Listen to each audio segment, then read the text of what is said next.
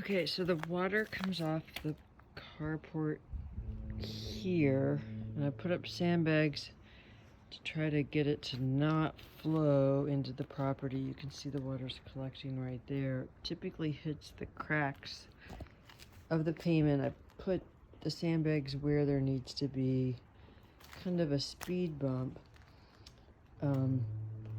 But the water, it's set up to hit the little trough there, or it hits the crack of the pavement there, and then continue on and go down the drain down there. But what happens is the property is slanted and it's flowing with gravity, and it flows with gravity, and you can see it's flowing this way and collecting, and the problem is it flows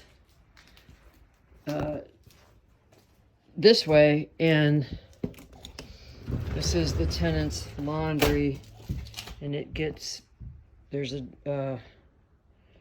back this way, and I guess you can't really see that, but we barely had any rain, and now there's I don't know, 3 inches of standing water. It's major water damage already in my unit, because it drips down into the second level of my unit, because that's it's dripping into the bottom level of my house, and it gets into the heating vents and then does water damage. So for the water for the street, it's set up pretty well, except as soon as this gets filled with leaves or stones, then it overflows, and that's a problem. But for the water coming from the street, it's going well, and this is a good system. It flows well and has a grate on it, so it doesn't get clogged. But then this is pretty stupid, the way they have it set up. The water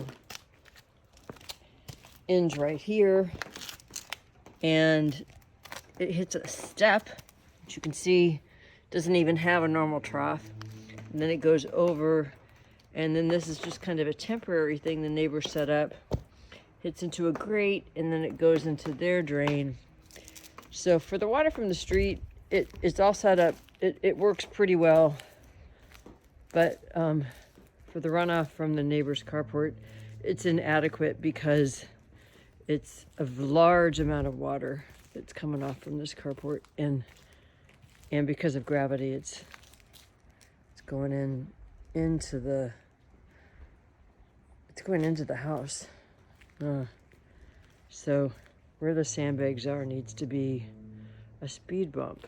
See how the water's flowing off that carport, and that speed bump's directing the water. That speed bump needs to continue farther into the street to keep it away from this property, because instead it's hitting the crack in the pavement and going directly into the middle of the house and causing water damage.